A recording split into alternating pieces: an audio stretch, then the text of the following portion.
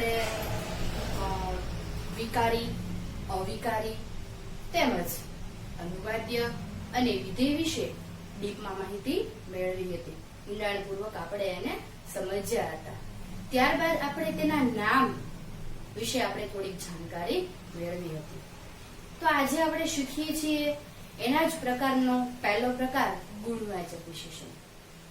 આજે આપણે ગુણવાચક વિશેષણની વ્યાખ્યા અને તેમાં આવતા બીજા 3 પ્રકારો વિશે માહિતી મેળવીશું.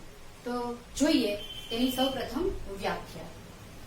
કોઈ વસ્તુ, પદાર્થ કે વ્યક્તિના વિશેષ ગુણ, એટલે કે માત્ર ને માત્ર એકલા વ્યક્તિ જ નહીં, પણ સાથે સાથે કોઈ વસ્તુ હોય કે પદાર્થ હોય એના વિશેષ ગુણ, લક્ષણો દર્શાવવા માટે, એના કોઈ લક્ષણો દર્શાવવા માટે જે વિશેષણ વપરાય તેને ગુણવાચક વિશેષણ કહેવાય છે. જેમ કે મોટું મકાન. આમાં આપણે જોઈ શકીએ છીએ કે મકાન છે એ વિશેષ્ય છે, એની આગળ લાગેલું વિશેષણ એટલે એ મોટું છે. ત્યાર પછી આપણે જોઈએ લીલો છોડ. છોડ છે એ શું છે? વિશેષ્ય છે, જેને તમે સંજ્ઞા પણ કહો છો. એની આગળ આવેલું જે વિશેષણ લીલો શું છે? વિશેષણ. પ્રેમાળ માં, એની આગળ આવતું વિશેષણ પ્રેમાળ. કાળી કામળી. કામળી એટલે આવી રીતના જે માથે પહેરવાની કાળા કલરની હોય એને આપણે કામળી કહીએ છીએ. તો એ કાળી કામળી. ઊંચી દિવાલ. કેવી દિવાલ કીધી છે? ઊંચી દિવાલ. આળસુ છોકરો. હવે તમને જ્યારે પણ વિશેષણમાં ખબર ના પડે ને ત્યારે તમારે વિશેષ્ય યાની કે સંજ્ઞાની આગળ કેવો, કેવી, કેવું એવો તમે એ શબ્દને પ્રશ્ન કરશો ને એટલે આગળ આવતું વિશેષણ છે ને એ તમને પકડાય છે. જેમ કે આપણે જોઈએ માં કેવી? પ્રેમાળ. છોડ કેવો? લીલો. મકાન કેવું? મોટું. દિવાલ કેવી? ઊંચી. છોકરો કેવો?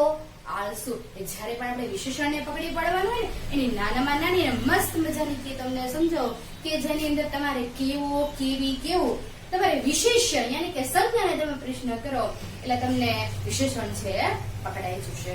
ત્યાર પછી ગુણવાચકના આપણા બાકીના રહેલા 3 પ્રકારો વિશે ચર્ચા કરીએ. તો સૌથી પહેલું છે રંગવાચક વિશેષણ. આ વિશેષણ રંગનો વિશેષ ગુણધર્મ ધરાવે છે. આપણે જોયું કે રંગનો વિશેષ ગુણધર્મ ધરાવે છે. જેમ કે પીળું પીતાંબર. જો મારે વિશેષણ ગોતવું છે. પીતાંબર કેવું? પીળું. જો પીળો છે રંગ આવ્યો, પણ આખરે આ રંગવાચક વિશેષણ આવે છે શેમાં? ગુણવાચક વિશેષણમાં. કાળી ગાય. ગાય કેવી? કાળી. સફેદ દિવાલ. દિવાલ કેવી? સફેદ દિવાલ. ત્યાર પછી આપણે એનો બીજો પ્રકાર જોઈએ. સ્વાદવાચક વિશેષણ. ગુણવાચકનો જ બીજો પ્રકાર સ્વાદવાચક વિશેષણ, જેની અંદર આપણે જોઈએ આ વિશેષણ સ્વાદનો વિશેષ ગુણધર્મ ધરાવે છે. સ્વાદ એટલે આપણને લોકોને ખબર છે કે જીભમાં મૂકવાથી જે આપણને તુરો, ખાટો, મીઠો, ગળ્યો, કડવો જે કાંઈ આપણને અનુભવ થતો હોય એની આ વાત છે. તો જુઓ કડવું કારેલું. કારેલું કેવું કીધું છે તમને? કડવું. ખાંડ ગળી. ખબર આમ નથી પડતી તેમાં વિશેષણ કહ્યું છે તો ખાંડ કેવી? ગળી. તીખું મરચું. મરચું કેવું? તીખું. ખાટી આંબલી. આંબલી કેવી? ખાટી. તો આપણને જે આગળ મળ્યા બધા કેવા છે? વિશેષણ છે. અને આપણે મેં આગળ જો પ્રકાર છે અનુવાદ્ય. બરાબર. કોઈ વિશેષણની આગળ આવતું હોય તો આપણે એને શું કહીએ છીએ? અનુવાદ્ય. એટલે આની આ બધાની આગળ વિશેષણ છે એ લાગે છે એટલે આપણે એનો અનુવાદ્ય પણ કહી શકીએ છીએ. ત્યાર પછીનો એનો ત્રીજો પ્રકાર યાને કે આકારવાચક વિશેષણ. તમને કે આકારવાચી વળી કે વિશેષણ, પણ હા જો તમે આ રંગ, સ્વાદ ને આકાર વિશે ડીપમાં જાણ્યું તો તમને ખબર પડે કે આ ત્રણેય ના કોઈ પીળું આવતું હોય, કાળું આવતું હોય, ત્રિકોણ આવતું હોય, એ બધું આખરે શેમાં આવે છે? ગુણવાચક વિશેષણમાં. તો જોઈએ આની વ્યાખ્યા. આ વિશેષણ ખાસ પ્રકારના આકારનું સૂચન કરે છે. ખાસ પ્રકારના આકારનું સૂચન. આકાર એટલે આપણને લોકોને ખબર છે જેમ કે શંકુ છે, ત્રિકોણ છે, ચોરસ છે, લંબચોરસ છે, ષટકોણ છે, અષ્ટકોણ છે, આ બધા શું છે? એ બધા આકારો છે. જેમ કે કહીએ ચોરસ પેટી, કેવી થઈ? પેટી કેવી? તો કે ચોરસ. હવે ચોરસ છે શેમાં આવે? આકારવાચક. આકારવાચક શેમાં? મૂળ એનું શું? કે ગુણવાચક. જોઈએ આમાં, જેમ કે ત્રિકોણ તોરણ, તોરણ કેવું? ત્રિકોણ. લંબચોરસ ઈંટ, ઈંટ કેવી? લંબચોરસ. ગોળ પૃથ્વી, પૃથ્વી કેવી? ગોળ. બરાબર? આમ વિશેષણ યાની કે સંજ્ઞાના ગુણ દર્શાવે તે ગુણવાચક વિશેષણ કહેવાય છે. તમને આમાં લખી દીધું છે કે આમ વિશેષ્ય સંજ્ઞાના, વિશેષ્ય તો કે સંજ્ઞા, પણ તમને ભૂલાય ન છે એટલે એમાં કૌંસમાં લખ્યું છે કે વિશેષ્યના યાની કે સંજ્ઞાના ગુણ દર્શાવે તેને ગુણવાચક વિશેષણ કહેવાય છે. એટલે જોઈએ આ બધાય છે એ શું દર્શાવે છે? આ બધાય છે એ વિશેષના ગુણધર્મ છે. આકાર, કદ, રંગના ગુણનો નિર્દેશ ગુણવાચક વિશેષણમાં થાય છે. આમાં તમને પછી છેલ્લે વાત ટૂંકમાં કરવી પણ દીધી. શું? તો કે કોઈ આકાર હોય, કોઈ કદ હોય કે કોઈ રંગ હોય એનો સમાવેશ શેમાં થાય છે? એનો નિર્દેશ શેમાં થાય છે? તો કે એનો નિર્દેશ છે ગુણવાચક વિશેષણમાં થાય છે. ત્યાર પછીનો આપણે બીજો પ્રકાર જોઈએ છે પરિમાણવાચક વિશેષણ. અગાઉ જોયું તો પરિમાણ એટલે માપ. જો દરેક વસ્તુ કે પદાર્થને અમુક નિશ્ચિત માપ હોય છે. હવે આમાં જુઓ, આપણે ગુણવાચક વિશેષણની વ્યાખ્યા સમજતા ને એમાં વ્યક્તિઓ આવ્યું હતું, બરાબર? આમાં વ્યક્તિ એવું નહીં આવે, આમાં માત્ર પદાર્થ અને વસ્તુ જ આવશે, બરાબર? એટલે દરેક વસ્તુ કે પદાર્થને અમુક નિશ્ચિત માપ હોય છે. એ માપને વિશેષણ રૂપે દર્શાવવામાં આવે તેને પરિમાણવાચક વિશેષણ કહેવામાં આવે છે. જોઈએ, જેમ કે થોડાક ફળો. હવે તમને એમ થશે થોડા, જુઓ આની કોઈ સંખ્યા નથી, આનું કોઈ એક્ઝેક્ટ માપ નથી, થોડા. પણ એ આવે છે શેમાં? તો કે પરિમાણ. એક પ્રકારનું તમને માપ બતાવે છે કે ભાઈ થોડા. આપણે કહીએ છીએ નાનું, પછી કે મોટું, આટલું મોટું. એ બધું શું દર્શાવે છે? તમે કહો છો આપણે જ્યારે નાના છોકરાને વાત કરીએ કેટલો ભાગ લો, આટલો બધો ભાગ લો. જુઓ આટલું બધું ભાગ એવું બોલે છે ને, ત્યારે એને ખબર નથી, નાનું બાળક છે, પણ એને આપણને એટલી ખબર પડે છે કે જાજો બધો મગાવે છે, બરાબર છે? એટલે થોડુંક જ તે, જરીક જ તે, આ બધું જે આપણે બોલીએ છીએ એ આપણને નથી ખબર, પણ ખરેખર એક પ્રકારનું પરિમાણ યાની કે શું છે? માપ છે. પણ આપણને રોજિંદા જીવનની અંદર એ બોલતા હોઈએ છીએ એટલે આપણને કઈ ખ્યાલ હોતો નથી. એટલે થોડા ફળો, અનેક વર્ગો. જાજા બધા છે તો કે કેટલા તમારી સ્કૂલમાં કેટલા? તો કે અનેક વર્ગો છે. જો કોઈ સંખ્યા ન કીધી એને, અનેક વર્ગો છે. કહીશું કે 2, 5, 10, 21 એવું એમ ન કીધું, અનેક વર્ગો. આપણને ખબર પડી કે ઠીક એનું કોઈ એક પ્રકારનું માપ કે છે ભાઈ. વિપુલ જળ, જળ થોડું વધારે નહીં, વિપુલ વધુ પ્રમાણમાં. ઘણું પાણી, થોડુંક નહીં, કેવું કીધું છે? ઘણું પાણી. ત્યાર પછી આપણે જોઈએ અલ્પ ઉક્તિ. ઉક્તિ એટલે આપણે જે બોલીએ છીએ અલ્પ ઉક્તિ એટલે થોડુંક. આપણે અલ્પ એટલે થોડું, થોડી ઉક્તિ. ત્યાર પછી જોઈએ આવડું કામ, કે તમે કામ કરો તો આવડું કામ હતું, એમાં મુનિય આપણે એવું કહેતા હોય, બરાબર? તો કે અવળું. હજુ આનું કઈ માપ આપણે કહીએ ખરી, બરાબર? આપણે અવળું એવું કહીએ છીએ. ત્યાર પછી આટલું કામ, એટલે મને હું ખબર મારે આટલું જ કામ હતું, તમે મને ન્યા છેકથી ધક્કો પડે, કામ આટલું જ હતું. જો આટલું નું તમે કોઈ માપ કર્યું નહીં ને, પણ કહેવાય તો માપ જ ને, પરિમાણ. ત્યાર પછી જરા ખાંડ.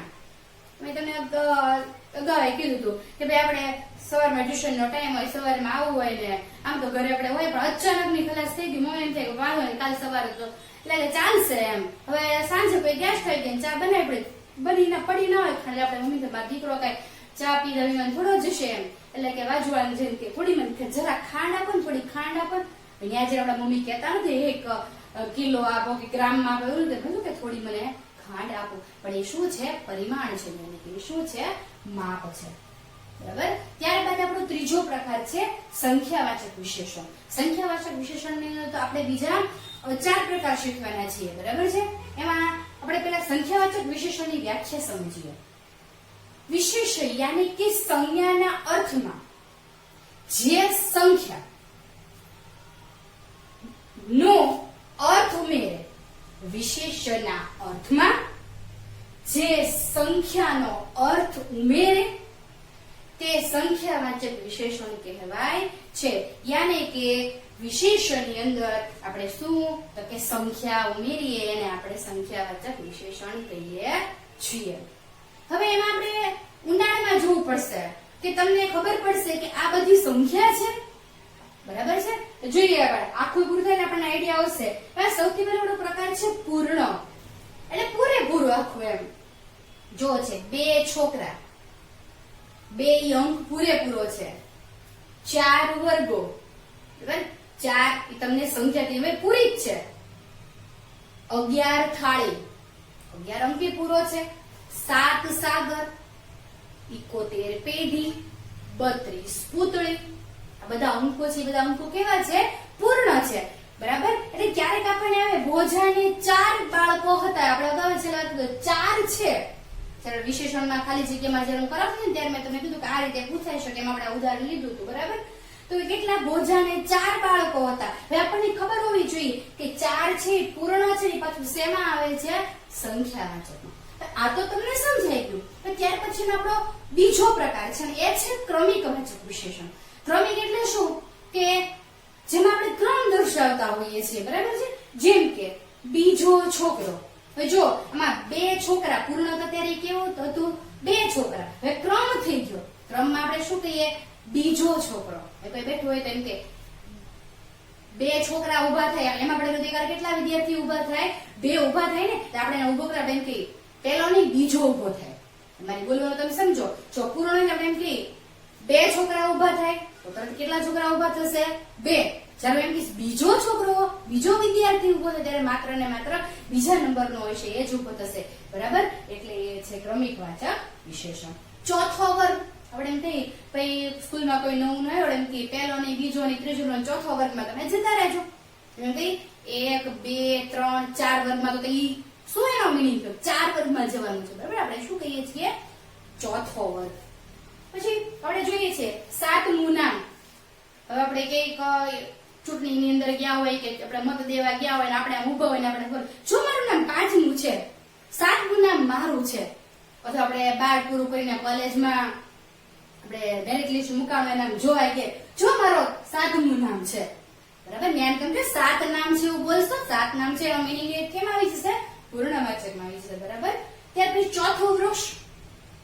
આપણે એમ કે કેટલા ક્યાં આગળ? તો કે ઓલો પહેલું ની બીજું ની ત્રીજું ચોથું વૃક્ષ છે ને ત્યાં એની નીચે છે ને તમે ત્યાં જઈને ઉભા રહ્યો. આપણે જેમ કે 4 વૃક્ષ ઉભા રહ્યો, 4 વૃક્ષે જઈને ઉભા આપણે તરત એમ કહીએ છીએ ચોથું, બરાબર છે. એટલે આ પૂર્ણ અને ક્રમિક વચ્ચેનો આટલો ભેદ છે, બરાબર. સંખ્યાવાચક વિશેષણમાં ત્રીજો પ્રકાર પેટા પ્રકાર આપણે જોઈએ તો તે છે માત્રા સૂચક વિશેષણ. આ વિશેષણ કોઈ પદાર્થ કે વસ્તુની માત્રા દર્શાવે છે. જેમ કે અત્યંત દુઃખ, થોડું પાણી, અતિશય દુકાળ, ખૂબ ઓળખાણ, સાવ બુદ્ધુ, સહજ વાત. આ બધામાં આવી માત્રા છે. દુઃખ નું કોઈ માપ છે નહીં, પણ એમ કે અત્યંત દુઃખ છે. આ અત્યંત છે એ શું છે તો કે માત્રા છે. થોડું પાણી, થોડું એ શું છે? માત્રા છે. અતિશય દુકાળ, બરાબર. અતિશય આપણને લોકોને ખબર છે કે ભાઈ એ છે તો સંખ્યાવાચક જ છે. અતિશય આવે પણ એનું કોઈ માપ નથી એટલે આપણે એને શેમાં મૂકીએ છીએ? માત્રા સૂચક. ઓલા આપણે પહેલા આપણે અગાઉ જોયું કે સંખ્યાવાચકમાં આપણે પેલું શું કહેવાય ક્રમિક છે અને પૂર્ણ સંખ્યા, એમાં આપણને તરત ખબર પડી ગઈ. કેમ તો કે આપણને ખબર હતી 1 2 3 પહેલો બીજો ત્રીજો. પણ આ જે બંને પ્રકાર છે ને એમાં થોડુંક એટલા માટે છે તો સંખ્યાવાચક જ છે. કાલ સવારે ઉઠીને તમને એમ કે કહ્યું હોય કે ભાઈ ભોજાને અત્યંત દુઃખ હતું, તો ભોજાને અત્યંત દુઃખ હતું તો એમાં દુઃખ છે આપણે ખબર જે પ્રકારનો ભાવ છે. ભોજો છે એ વિશેષ્ય છે. તો ભોજાને કેવું દુઃખ હતું તો કે તમે કહેશો અત્યંત, તો જો અત્યંતનું આમ જોઈએ તો કઈ માપ નથી, પણ છતાંય આવે છે શેમાં? સંખ્યાવાચકમાં. એટલે જ્યારે પણ અત્યંત, થોડું, અતિશય, ખૂબ, સાવ, સહજ આવા શબ્દો જ્યારે આપણને આવતા હોય ને તો આપણે સમજી લેવાનું કે એ સંખ્યાવાચક વિશેષણમાં છે. બરાબર છે? એટલે આપણે મોટે ભાગે એવું કરતા હોય કે 1 2 3 4 પહેલો બીજો ત્રીજો એવું જ આપણે સંખ્યાવાચકમાં વિચારતા હોઈએ છીએ. એટલે ખાસ આ બંને તમે લોકો છે ખાસ ધ્યાન રાખજો, જેથી કરીને આપણને ઘણી વાર ખૂબ એવો શબ્દ પણ આવ્યો હશે, તમે જોયું હશે. બરાબર છે? જોઈએ આગળ. ત્યાર પછી છે આશ્રયવાચી વિશેષણ. સંખ્યાવાચક શબ્દોનો આશરો દર્શાવે છે તે આશ્રયવાચી વિશેષણ કહેવાય છે.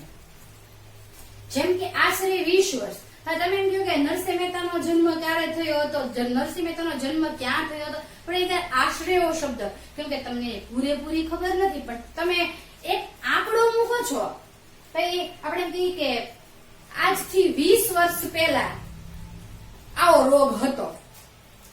એટલે તમે કે આવો કોઈ પણ રોગની વાત કરીએ કે 20 વર્ષ પહેલા આવો રોગ હતો, પણ હવે આપણે ખાસ જ ખબર એમ કે આશરે 20 વર્ષ પહેલા, કે તમને 20 વર્ષ, જો તમે 20 વર્ષ એમ કહ્યું ને 20 વર્ષ પહેલા, તો તમારે તમારી વાત તો સાચી જ હોવી જોઈએ. જો તો તમે આશરે ન મૂકો અને ખાલી એટલું જ બોલો ને કે 20 વર્ષ, તો એનો મીનિંગ એવો થાય છે કે તમને એની સાચી ખબર છે કે એ રોગને 20 વર્ષ જ થયા છે, પણ તમને ખબર નથી કે 20 વર્ષે થયા હોય, 19 થયા હોય, 21 થયા હોય, ત્યારે આપણે એની આગળ શબ્દ મૂકીએ છીએ આશરે 20 વર્ષ. બરાબર? જો તમે ખાલી 20 વર્ષ મૂકો તો તમારું ખોટું પણ પડે, અને કોઈ તમારી સામે એવું વ્યક્તિ મળે લે તને શ્યોર ખબર છે, કેમ કે સામે વાળી વ્યક્તિ છે ખબર જ હોય કે આ વસ્તુ, આ રોગ છે 20 વર્ષ પહેલાનો નહોતો, તમને ત્યારે એવું થાય. એટલે આપણે જયારે ભૂલમાં ન હોય ત્યારે આપણે કહી દેવાનું કે આશરે 20 વર્ષ. અંદાજે 1 કલાક. તમે બહાર જતો એટલે મમ્મી પૂછશે તમે અંદાજે તું ક્યારે આવી જઈશ, આપણે એમ નહીં કે 1 કલાકમાં 2 કલાકમાં, આપણને જ ખબર, આપણે મિત્ર વર્તુળ સદા જેવા તો બધું કલાક થાય પણ છે, એમ કે અંદાજે 1 કલાકમાં આવી જઈશ, તો અંદાજ છે. બરાબર? એટલે શું છે તો કે સંખ્યાવાચકમાં આવે લગભગ પૂર્વ તરફ. તમને કોઈ એમ કે ભાઈ અહીંથી હમણાં એક પેલો માણસ છે ને ભિખારી જેવો હતો, એ ક્યાં ગયો એમ તમને ખબર છે? તો કે લગભગ એ પૂર્વ દિશા બાજુ ગયો, મને ખબર નથી, જો લગભગ તમે પૂર્વ દિશા કીધી કરી, પણ શું કીધું? લગભગ. એટલે જો માત્રામાં અત્યંત, થોડું, અતિશય, ખૂબ, સાવ, બુદ્ધુ, સહજ જેવા તમારે વિશેષણ યાદ રાખવાના રહેશે. એવી જ રીતે આશ્રયવાચીમાં આશરે, અંદાજે, લગભગ, આની અંદર બહુ થોડાક જ છે, આશરે, અંદાજે અને લગભગ, આ ત્રણ જ છે. બરાબર છે? એટલે જો પૂર્ણવાચક અને સંખ્યાવાચક તમને તરત જ મગજમાં બેસી જશે, તમે ઓળખી પણ જશો વિશેષણમાં હશે ત્યારે. પણ આ એવા છે કે જે તમને એનું કોઈ માપ નથી આપ્યું, છતાં આપણે એ જાણવાના રહેશે. એક સરસ મજાનું ઉદાહરણ છે જેની અંદર બધા પ્રકારો સમાઈ જાય છે. જેમ કે જોઈએ, લગભગ 1 લાખ અત્યંત ખંતીલા કારીગરો હતા. હવે એમાં જોઈએ લગભગ, લગભગ શેમાં આવ્યું? આશ્રયવાચીમાં. 1 લાખ, હવે આમાં તો પૂર્ણ કીધું જ છે, 1 લાખ એટલે સંખ્યાવાચક પણ એમાં આવશે પૂર્ણની અંદર. અત્યંત, અત્યંત આપણે ક્યાં જોયું હતું? છે માત્રાવાચીમાં. વિક્યો આપણે માત્રાવાચી. ખંતીલા, ખંત હોવો એનો શું દર્શાવે છે? આપણને એ ગુણ દર્શાવે છે. કારીગર, કારીગર આપણને ખબર છે, તમે જેને સંજ્ઞા કહો છો કે વિશેષો એ બરાબર હતા, એ આપણને ખબર છે ક્રિયાપદ છે. બરાબર છે? એટલે ખાસ કરીને જયારે આપણે સંખ્યાવાચક વિશેષણની સમજ મેળવતા હોય ત્યારે પેલા બે તો આપણને સ્વાભાવિક આવડી જવાનું, આ બે અંદર આપણે ખાસ ધ્યાન રાખવાનું રહેશે. ચોથો પ્રકાર શીખીએ આપણે, છે તે સાર્વનામિક વિશેષણ. સાર્વનામિક વિશેષણ એટલે આપણે સ્વાભાવિક ખબર જ છે કે સર્વનામ. સર્વનામ એટલે શું?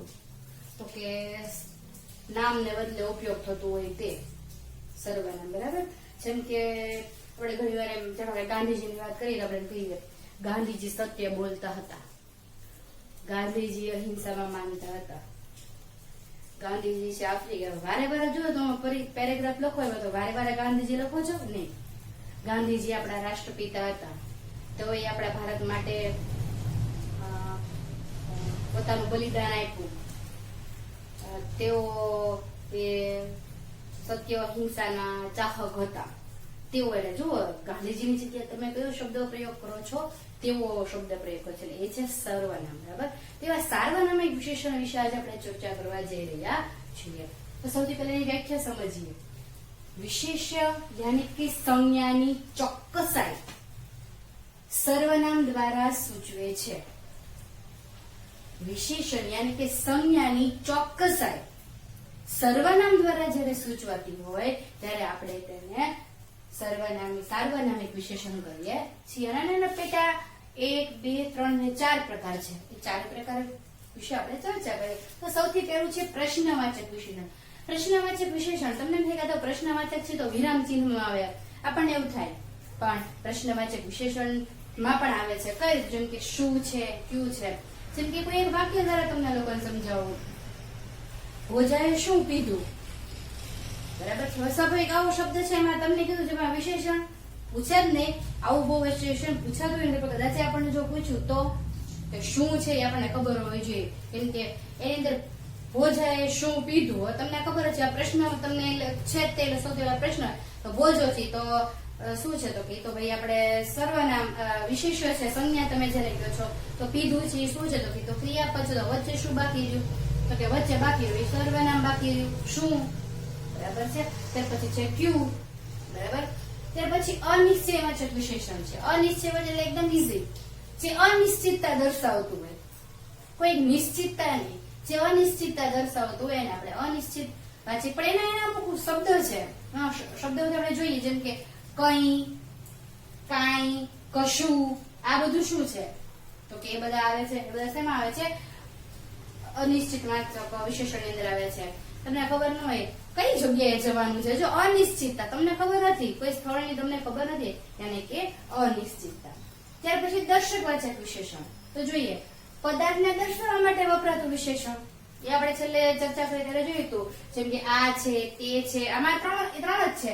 કેમ કે તમે દર્શકવાચક એટલે તમને તમારે કોઈને દર્શાવવું છે, તો તમે શું કહો, પેલી ગાય છે, આ બોર્ડ છે, બરાબર છે, પેલું વૃક્ષ છે, આ ટોપલી છે. આપણને ખબર છે નજીક હોય આ કહીએ છીએ, દૂર હોય તો પેલો અથવા તે કહીએ છીએ, બરાબર. તો દર્શકવાચક વિશેષણની અંદર આ ત્રણ છે. ત્યાર પછીનું ચોથું સાપેક્ષવાચી. સાપેક્ષવાચી એટલે શું, તો કે એકબીજાની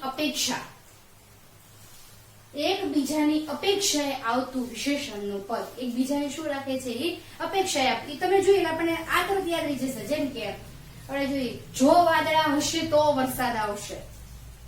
જો એવું, જો વાદળા હશે તો, એટલે જો અને તો, બરાબર હોય છે. ઘણી વાર વાક્યમાં તો છે ને એટલે પણ આગળ જો લેખકે કે કોઈએ ખાસ કરીને લેખકે ન મૂક્યું પણ ખરેખર તો હોય જ.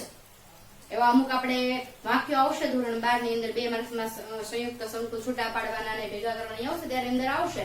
તો આ સાપેક્ષવાચી વિશેષણ છે, બરાબર છે. શું છે, તો કે જો જે તે, જેવું તેવું, જેવું છે એની સાથે તેવું હોય તો જેવું તેવું સાપેક્ષ છે. જ્યારે ત્યારે, જેમ તેમ, જો તો, જેટલું તેટલું, જ્યાં ત્યાં, અને જેટલી તેટલું.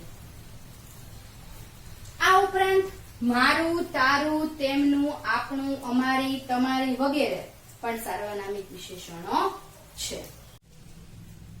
ત્યાર પછી આપણે પાંચમું જોઈએ ક્રિયાવાચક વિશેષણ. ક્રિયાવાચક વિશેષણ એટલે શું? વિશેષની ક્રિયા દ્વારા વ્યક્ત થતા વિશેષણો. વિશેષ એટલે સંજ્ઞા. વિશેષની ક્રિયા દ્વારા વ્યક્ત થતા વિશેષણો એટલે ક્રિયાવાચી વિશેષણો. જેમ કે રમતો, બરાબર. વિશેષની ક્રિયા કોઈ પણ છે, કોઈ પણ વિશેષ છે.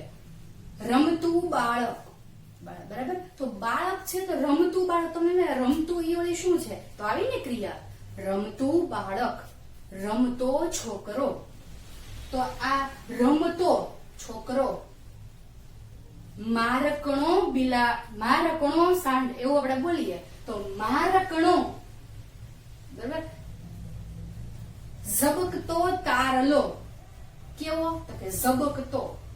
આ બધું શું છે, તો ભાઈ ક્રિયા છે. એટલે આપણે શું કહીએ છીએ, ક્રિયાવાચક વિશેષણ. કૂદતું સસલું, કૂદતો ઘોડો, કેવો ઘોડો, તો કે કૂદતો, બરાબર છે. વરસતો, આ ખાસ યાદ રાખજો કેમ કે તમારે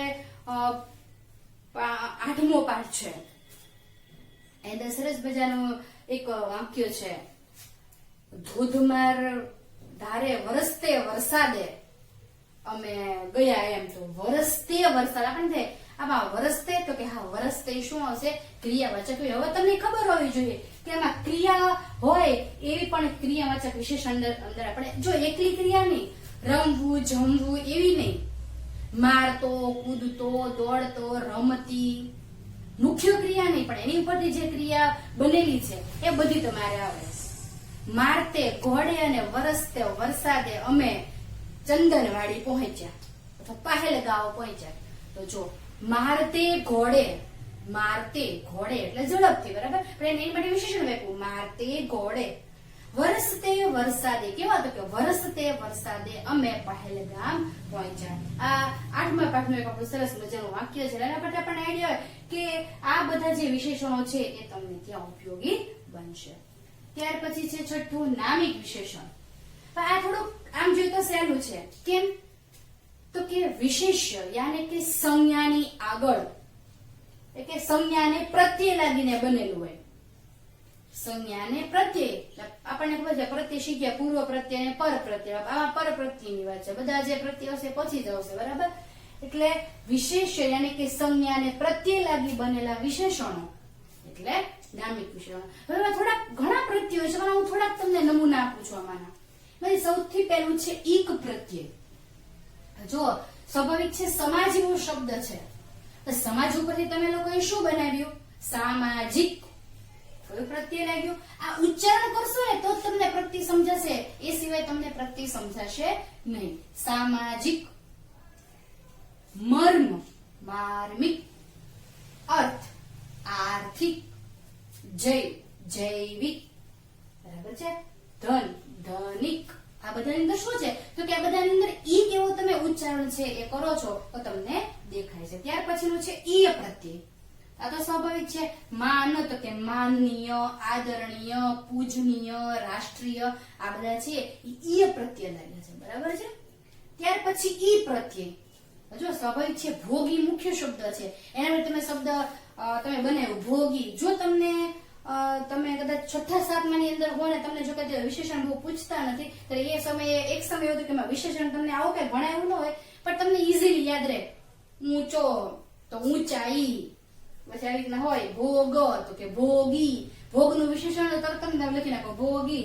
વાસનું વિશેષણ તો કે વાસી. ઈ શેના આધારે ઈ વખત આપણે 6ઠા-7મા માં કે તમને શીખવે નહીં કે ભાઈ આ બધા નામિક પ્રત્યય આધારે, પણ તમને એટલું શીખવે આનું વિશેષણ આ થાય. અત્યારે આપણને સમજાય કે ભોગનું વિશેષણ એ વખતે આપણે ભોગી લખાયું હતું, પણ શેના આધારે તો કે નામિક વિશેષણના આધારે તમને સમજાવેલું હતું કે એ છે ભોગી. બને દક્ષિણ તો કે દક્ષિણી, બરાબર. હિન્દુસ્તાન, તમને હિન્દુસ્તાન વિશેષણ પૂછે તમે લખો હિન્દુસ્તાની. એમાં કયો પ્રત્યય લાગે? એ પ્રત્યય, બરાબર. ત્યાર પછી ઉડુ પ્રત્યય. ચાલો તમે સાંભળ્યું છે દયાળુ, માયાળુ, કૃપાળુ. ભગવાન કેટલા માયાળુ છે, ભગવાન કેટલા માયાળુ છે. માયાળુ શું છે તો કે વિશેષણ છે. આળ, રેતાળ, પ્રેમાળ, હેતાળ. માં કેટલી પ્રેમાળ હોય છે, બરાબર. માં કેવી હોય છે તો કે પ્રેમાળ હોય છે. તો પ્રેમાળ છે શું છે? એ વિશેષણ છે. ત્યાર પછીનું તો કે માન પ્રત્યય. હવે તો આપણે ખબર જ હોય માન પ્રત્યય તો કોઈ શબ્દની પાછળ જ લાગતો, બરાબર. તો કે શક્તિમાન, બુદ્ધિમાન, બરાબર. એટલે આ તો મેં તમને જે એટલા જ છે, બાકી હજી ઘણા એવા પર પ્રત્યયો છે જેના આધારે તમારે નામિક વિશેષણો છે એ બનતા હોય. એટલે આપણે આની અંદર તો એટલું જ માત્ર યાદ રાખવાનું રહ્યું કે પ્રત્યય કોઈ નામની કોઈ વિશેષ યની પાછળ એટલે કે સંજ્ઞાની પાછળ તમે પ્રત્યય લગાવો, એનાથી જો કોઈ બનતું પદ હોય તો આપણે એને નામિક વિશેષણ કહીએ છીએ.